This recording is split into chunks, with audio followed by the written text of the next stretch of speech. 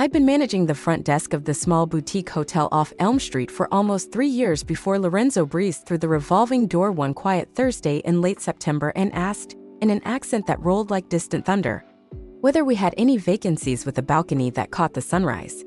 I remembered the moment as though a photographer had flashed a bulb in my face, the morning paper still ink-stained on my fingertips, the faint smell of bleach from housekeeping, my hair still damp from a too-quick shower. While I tapped the keyboard, he asked about local bakeries. He wanted something filled with guava, which reminded him of home, and by the time I'd programmed his keycard, he'd offered me half the box if I could spare 15 minutes after my shift. I shouldn't have accepted. Staff aren't supposed to fraternize with guests, and besides, I was still paying down the student loan that kept me tethered to double shifts. But something in the way he said, guava, guavier, savoring every vowel, made the small life I'd built feel suddenly expandable. After work, we sat on the marble bench outside the hotel and devoured pastries so sweet the filling dripped down our wrists. He told me he'd grown up along the coast of Sicily, daughter of fishermen, migrated for graduate school, and now traveled the world consulting on sustainable aquaculture. I laughed that he was saving the oceans one fish at a time. He corrected me gently, more like trying to convince people not to eat tomorrow's dinner tonight.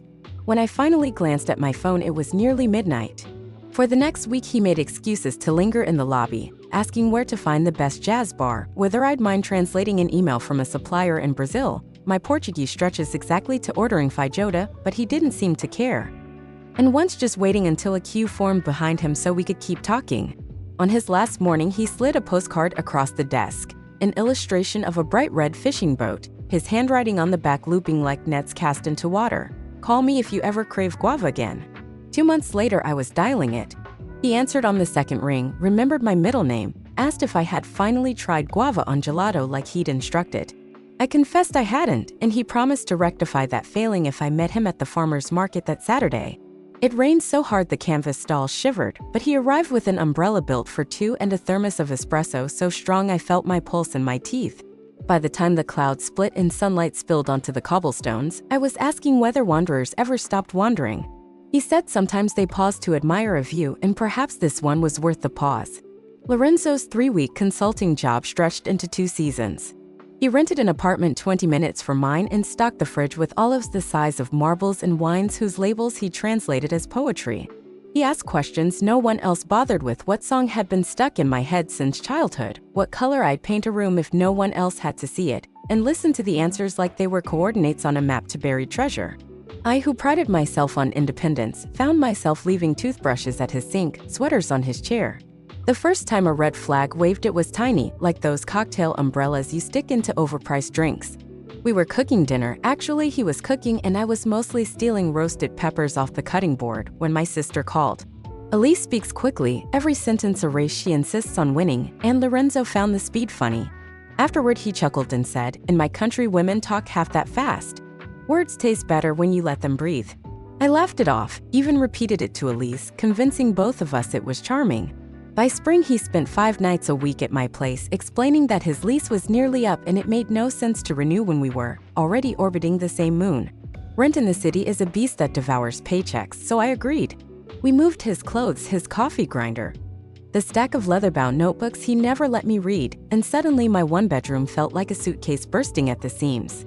Yet I told friends I was thrilled. This was how grown-up love stories advanced, wasn't it? 3 months later, I noticed my grocery bill had doubled while my bank balance halved. He was between contracts, waiting on funds, grateful for my patience.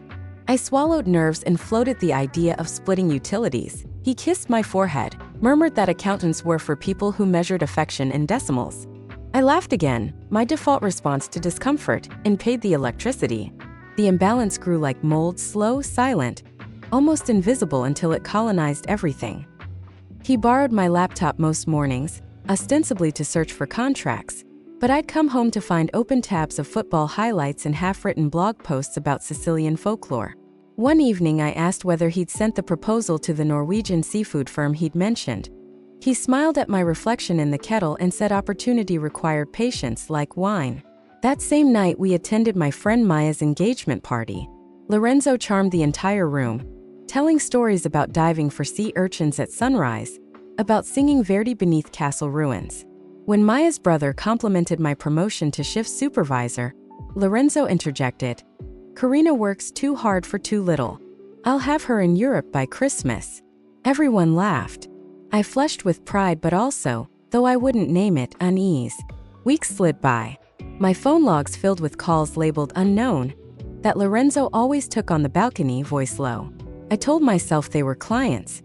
One Saturday morning I found an airline confirmation in the trash folder of our shared email. Palermo, 1 passenger, departure next month. When I asked, he shrugged. A family emergency, maybe he'd bring me if ticket prices fell. I pretended that answer was enough. Then came the dinner. My parents were driving through town and wanted to meet the man who had, in my mother's words, finally tempted their wandering daughter to settle. Lorenzo offered to cook. He spent the afternoon simmering ragu so rich the apartment smelled like an Umbrian trattoria. My father complimented the sauce. Lorenzo thanked him, adding that in Sicily men learned to cook because women too often burn things when they talked. My mother's smile flickered. I bit my tongue until it bled. Later, as we washed dishes, I suggested carefully that jokes about burnt food might not land well with my feminist mother. He waved a sudsy hand. Americans take everything personally. The way he said Americans, like a diagnosis.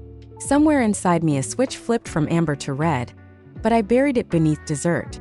The final straw wasn't cinematic. It was Tuesday. I'd worked an 11-hour shift covering for a coworker with flu. I trudged home dreaming of leftovers when I found Lorenzo on the couch, headset on, laughing with friends in Italian while my landlord's envelope, rent overdue, sat unopened on the coffee table. I asked if he'd mailed the check from my drawer as promised. Without muting his microphone, he said, "Cara, I am no secretary. You worry too much." His friends cackled through the speakers. That night I couldn't sleep. I replayed months of tiny slights. The way he corrected my pronunciation of bruschetta in front of waiters, the times he borrowed cash and forgot, the Instagram post where he'd tagged me only as room service. By dawn, alignment replaced denial. I drafted a list. Lease options, storage boxes, locksmith numbers. At work, I scheduled myself a week of unused vacation. I returned home with cardboard crates and bubble wrap. Lorenzo was at a meeting, one he described as make or break, so I started packing his things. Each notebook, each monogrammed shirt I'd ironed, I stacked them like receipts of love gone bankrupt. Mid-afternoon, the door opened. He stood there, blazer slung over one shoulder, eyes widening at the boxes. I expected rage. Instead, he looked tired. "You're making a scene, Bella," he said softly, as if pitying a child. I told him we were done, that he could stay tonight on the couch and leave tomorrow. He smiled slow and sharp. "You'll regret this. You don't walk away from someone who will be a legend." He reached for my wrist. I stepped back, pointing to the camera above the door, the one he'd forgotten. "Try me," I said. He left after midnight, taking only his passport and a suit. I changed the locks at dawn. In the vacuum that followed, shame rushed in. Shame for ignoring warnings, for funding a fantasy, for letting affection muffle my instincts.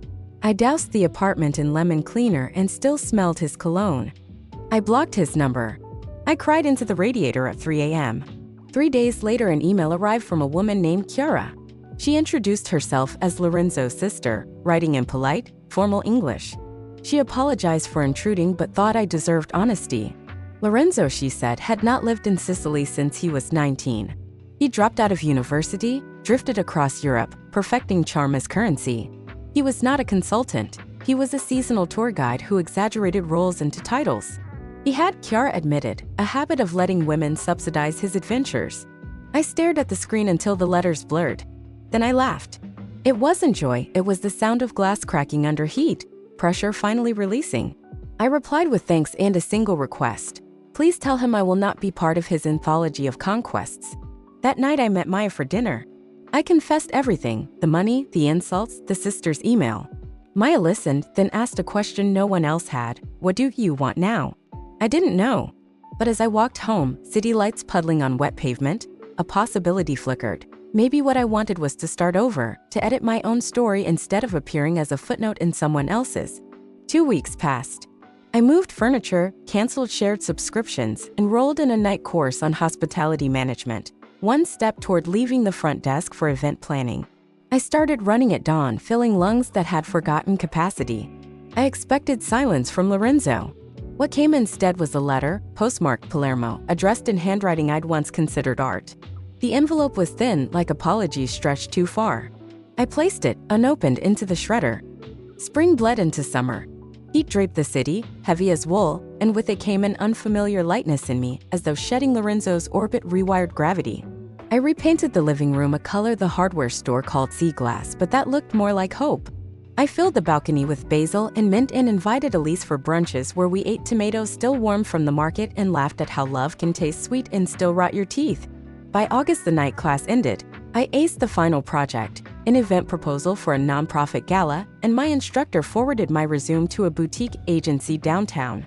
They offered me an internship that paid in experience and too little money, but I accepted. Sometimes the long game is the only game. I worked hotel shifts at dawn, agency tasks at dusk, sleeping in the seams between. I should have been exhausted, yet I felt charged, as if each email proofread was a brick in the exit stairwell from my old narrative. Lorenzo resurfaced the week the heat finally broke. I was closing the hotel's night audit when the lobby doors hissed open and he walked in wearing a scarf too heavy for early autumn. He looked thinner. The confidence he carried like perfume had evaporated. Before I could call security, he lifted his palms. Peace. I'm checking out tomorrow, he said, voice brittle. I couldn't leave without repaying my debt. He slid a cashier's check across the counter, 3 months of rent, utilities, and interest he calculated at 9% because you once said numbers soothe you. I stared, suspicion warring with relief. He added softly, my sister told me you bothered to reply to her. Most people would have ignored. I exhaled the breath I must have been holding all summer. You don't owe me money, I said, yet my fingers wrapped around the check. He shook his head. Let me choose integrity this time. Then, almost joking, it's terrible for the brand, I know. He turned to leave but paused. You were always more than a balcony view, Kara. And then he was gone, taking with him the last echo of our story. I walked home in pale dawn carrying a manila envelope that weighed less than closure but more than cash. I didn't cry. Instead, I brewed coffee and drafted a budget that would cover the unpaid internship and maybe, if frugality were a sport, a weekend course in Italian, because language should belong to those who wield it, not those who weaponize it. Weeks folded. The internship blossomed into a junior coordinator role. Maya's wedding, remember that engagement party, went off without a hitch, though the caterer forgot the guava pastries and I laughed so hard I nearly choked on bruschetta dash. After the bouquet toss, I stood alone under fairy lights and realized I felt fine. Not yearning, not bitter. Just present. It was a revelation as quiet as dew. Then, just as life began to feel edited and bound, the plot decided to race ahead. The agency announced an expansion, opening a branch in Lisbon, and my manager recommended me as part of the launch team. The offer was conditional on relocating within 2 months. Lisbon, pastel buildings, Atlantic wind, a city that understands both saudade and rebirth. I should have hesitated. Instead, I said yes like a door swinging open. Elise cheered, Maya cried, my parents Googled Portugal and worried about earthquakes. I packed my apartment into labeled boxes, selling furniture on classifieds, donating clothes that smelled faintly of a past I had no suitcase for. On my last night in the city, I sat on the balcony, surrounded by bare walls, sipping Sicilian wine I'd once saved for an anniversary that never arrived. I toasted the skyline and whispered goodbye to a version of me who had mistaken devotion for destiny. Lisbon welcomed me with salt air and tiles the color of stories. The office was small, the workload mountainous, and I loved every minute. I rented a studio overlooking a tram line that sang metallic lullabies at night. I learned to order coffee correctly, galeo, por favor, and to double lock windows against seagulls with pickpocket soles. I ran along the Tagus at dawn, chasing sunlight that smelled like citrus. I missed my family, sure, but homesickness felt like stretching muscles, uncomfortable yet affirming. 3 months into my new life, I received an unexpected visitor. I was prepping a client proposal when reception called to say someone named Chiara was downstairs. I met her in the lobby. She looked exactly like Lorenzo if he'd been sketched in softer strokes. She thanked me again for the kindness I'd shown her brother and apologized again for the chaos. Then she handed me a book, Mediterranean Fisheries and the Future by Dr. Lorenzo Vitali. He finished his degree, she said, pride threading through her smile. I opened the book that night. Inside the cover, Lorenzo had written, for Clara, who taught me that true stories don't require embellishment. He still got my name wrong. My full name is Clarissa, but in a way that felt perfect, proof people change slowly and never entirely. I laughed until tears came. I placed the book on my shelf between The Art of Event Design and a battered collection of Neruda poems. It sits there now, a quiet souvenir of a chapter that could have ended in bitterness but instead concludes like sea glass, edges smoothed, dangerous no longer, still catching light. If you ask what I learned, I'd say this: love is not a passport stamped by someone else's approval. It is a mirror you carry, and when the reflection dims, you move until it finds the sun again. I didn't save Lorenzo, and he didn't destroy me. We were simply currents crossing. The rest is coastline, mine to map, bright and unfinished. The Lisbon winter is gentle, more drizzle than snow, but the damp seeps into old stone the way memories seep into quiet hours. One December evening, I was stringing lights around my windows when a notification pinged, a message request on a rarely used social account.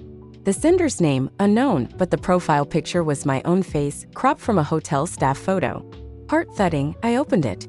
The message contained 3 sentences. The first, I heard you're in Lisbon. The second, I owe you another pastry. The third was a location pin, a cafe near the Alfama district, timestamped tomorrow 10 o'clock. No signature. I considered blocking the account. Instead, I screenshot the message and sent it to Elise, adding a single eye roll emoji. She replied with 3 sirens and the command, take mace. I slept fitfully, dreams filled with faceless men offering guava tarts that melted into ash.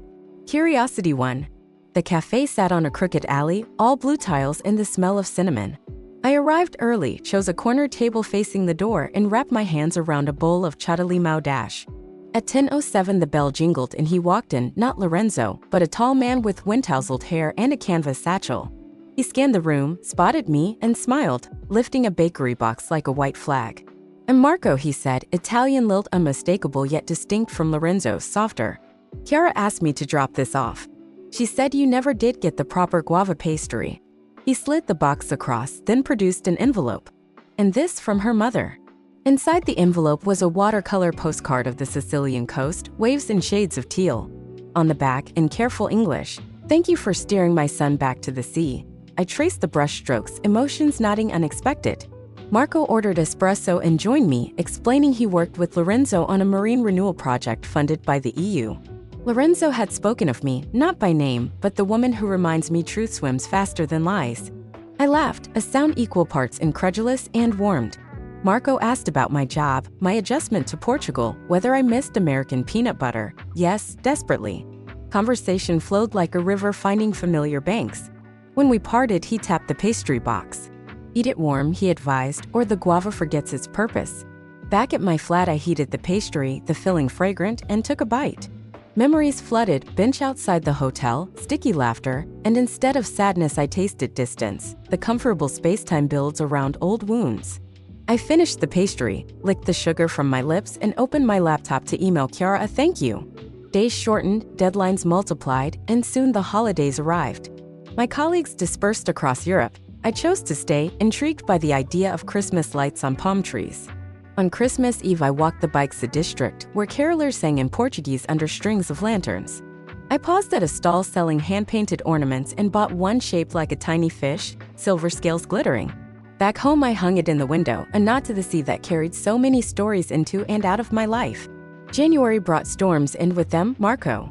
He emailed asking if I could recommend venues for a sustainability summit. I offered a shortlist. He countered with an invitation to dinner as thanks. We met at a riverside restaurant where the menu featured octopus carpaccio delicate as lace. Over Vinho Verde, we swapped travel mishaps, his tent blown off a cliff in Corsica, my suitcase eaten by conveyor belt in Denver. By dessert, my cheeks ached from laughing. I should clarify, this is not a love at first sight tale meant to eclipse the last. Healing isn't erasure, it's layering. Marco and I exchanged numbers, then texts, then weekend hikes along cliffs where the Atlantic hurled itself against rock like applause. He never rushed, never borrowed, never belittled. On our 5th outing, he pointed to a lighthouse and said, "Guiding ships is easier than guiding hearts. But both require honesty." I teased that he was stealing lines from romance novels. He grinned. Unashamed. Around this time, I received news. The agency was offering permanent placement, including sponsorship for a long-term visa. The contract slid across my desk like a seal of belonging. I signed, thinking of the hotel lobby where my journey had begun and how far I'd walked in borrowed shoes until I could afford my own. I visited the US that spring, introducing Lisbon freckles to my parents' porch. They marveled at the transformation, how confidence seemed to have rewritten my posture. I told them about Marco and cautious brushstrokes. My father raised an eyebrow but said he trusted any man who spoke of lighthouses. My mother just hugged me longer than necessary. Back in Portugal, life found rhythm. Workdays orchestrating galas for renewable energy firms, evenings learning Portuguese subjunctive, a puzzle box of verbs, weekends exploring beach towns where fishermen mended nets the color of sapphires. Marco's project often pulled him offshore for days, giving our relationship the cadence of tides, absence deepening presence. I discovered I liked that balance. I also discovered I no longer flinched when someone reached for my wrist. One warm June night, we sat on the terrace of a former monastery-turned-jazz bar. Saxophone notes drifted over terracotta roofs. Marco traced patterns on the tablecloth and asked if I would accompany him to Sicily later that summer. He wanted to show me the market where his grandmother bought sea urchins and the cove where he learned to swim.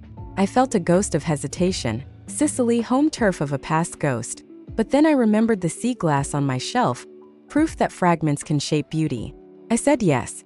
When the plane banked over the island weeks later, turquoise water glinting below, I held Marco's hand and silently thanked every misstep that had led here. We spent mornings wandering markets, afternoons cataloging marine sites for his research. On our last evening, we climbed a hilltop overlooking the harbor. The sun melted into the horizon, turning fishing boats into silhouettes. Marco unpacked a picnic, olives, bread, and of course, 2 guava pastries imported at ridiculous cost. Tradition, he said, winking. We ate in contented silence. Then he reached into his satchel and pulled out a small wooden box. My heartbeat hiccuped, ring? But inside lay a compass, brass-polished, needle steady. The inscription read, "To Clarissa, may you always navigate by your own true north." No proposal, no demands, just a gift acknowledging journey over destination. Tears blurred the sunset. I kissed him, tasting guava and salt impossibility. That night, as waves murmured against ancient stone, I lay awake realizing the story I'd once wanted, domestic, predictable, measured, had evolved. Now I craved horizons, mutual respect, a partner who understood that love is stewardship, not ownership. I haven't spoken to Lorenzo since the day he repaid his debt, but occasionally I imagine him on a research vessel, cataloging species and telling crew members exaggerated tales of the woman who loved spreadsheets. I hope some of the stories are true. I hope more that he's writing new ones without gloss. As for me, I'm here, somewhere between continents, between who I was and who I'm becoming, writing a life that reads, finally, like my own language. The summer after Sicily blurred into a mosaic of small victories. My first keynote presentation delivered in Portuguese without stumbling, the agency landing a high-profile sustainable fashion client. Weekends volunteering with the coastal cleanup where locals called me Estrangeira Teimosa, the stubborn foreigner who always arrived before sunrise. Somewhere in that stretch, Marco's lease ended, and in a conversation over grocery lists, he suggested we merge addresses. I didn't feel the old panic. I felt relief, the ease of a decision reached by parallel paths converging. We chose a 2-bedroom in Graca, top floor, views that made every staircase worth the calf burn. One room became his study, walls pinned with tide charts. The other became my office, papered in mood boards and lighting schematics. Cohabitation revealed quirks. He left teaspoons in every mug. I commandeered closet space with frightening speed. But disagreements unfolded with diplomacy, negotiations over shelf space conducted like UN summits, ending with laughter and compromise. One evening, while unpacking a box labeled Miscellaneous Memories Dash, I found the silverfish ornament bought my first Lisbon winter. I hung it in the kitchen window. Marco watched, then added a tiny ceramic boat he'd sculpted as a child. "So they can travel together," he said. In September, the agency secured its largest event yet, a week-long international symposium on ocean conservation to be held in Cascais. I was appointed lead coordinator, a role that 2 years earlier would have sent me spiraling into imposter syndrome. Now I built spreadsheets the way architects draft skylines, confident in each formula. Planning consumed me. Speaker lineup shifted like sand, catering suppliers ghosted. A shipment of biodegradable name badges was held in customs. Each crisis felt heavier than the last until, one night at 2 a.m., surrounded by half-eaten, pastillas de nata, and color-coded timelines, I cried, not from despair but from sheer velocity. Marco woke, brewed chamomile, and told me a story about a lighthouse keeper who measured success not by ships saved but by nights he kept the light on regardless of weather. "To E.S. O'Farrell," he whispered, "you are the lighthouse." I steadied. The symposium opened under a sky so blue it felt stage-managed. Delegates arrived from 40 countries. I paced backstage cues, headset crackling, timing each session to the second. On the third day, during a panel on coral restoration, Lorenzo stepped onto the stage as a surprise guest speaker. Apparently, the organizers had signed him months earlier, and I'd been too buried in logistics to notice. My breath caught. He looked every bit the academic now. Crisp linen, laser pointer steadier than I remembered. For 30 minutes he spoke, not about legend but data, graph stitching a narrative of ecosystems rebounding after fishing reforms. The auditorium applauded. He thanked the host, and as he exited, our eyes met across a sea of delegates. A flicker of recognition, then something like gratitude. Later, in the hallway outside the green room, he approached. We stood beneath a poster reading, "Protect what sustains you." He congratulated me, said the event ran smoother than silk. I nodded, keeping professional distance. He gestured to Marco waiting nearby with 2 cups of coffee and whispered, "He's good for you. Don't let him forget the guava." I almost laughed. Instead, I wished him luck on his research. We shook hands, formal, finite, and parted, 2 threads no longer tangled. That evening, Marco and I sat on the seawall watching waves fracture moonlight. I told him the whole story, postcards, debts, everything. He listened without jealousy, just curiosity about the person I'd been. When I finished, he squeezed my hand. "Past tides shape the shore," he said, "but they don't decide where we build." The symposium closed with fireworks that mirrored plankton blooms, brilliant, brief, unforgettable. My team celebrated at a seaside bar, and I raised a glass of sparkling water to resilience, to chosen families, to guava pastries that alter courses. A week later, a letter arrived from the agency's headquarters. A promotion to senior event architect, effective immediately, salary to match. I framed the letter next to the compass. My true north felt confirmed. Life, of course, doesn't freeze on achievements. Emails pile, drains clog, homesickness still visits unannounced, bringing playlists of old country songs. Some mornings Lisbon's hills feel steeper, the accent bargaining at markets more elusive. And yet every challenge now meets a version of me tempered by storms I once feared would drown me. Sometimes I run along the Tagus and imagine the water carrying echoes. The hotel lobby bell, my father's protective oath, Lorenzo's pastry-sweet laugh transmuted into scientific earnestness. All pieces of the same mosaic. One crisp autumn dawn, Marco proposes an experiment. Sailing lessons. We enroll at a marina where instructors praise my balance and gently correct my knots. The first time I take the helm, wind snapping the sail like a banner, he grins and salutes. I think, this is what agency feels like, hand steady, horizon wide, no captain but choice. And though this tale has no neat bow, I haven't mentioned visa renewals or the stray cat that adopted us. Let the narrative stand. 15 invisible segments stitched into one current. A story of losing shorelines and finding compass points. Of learning that love spoken in any accent sounds truest when backed by equal oars. If you're reading in the thick of your own storm, know this. The wave that knocks you over may also turn you toward land you hadn't dared to chart. Keep swimming. And when you reach sand, build something that can withstand the tide, and maybe hang a silver fish in the window to remind you how light bends, even underwater.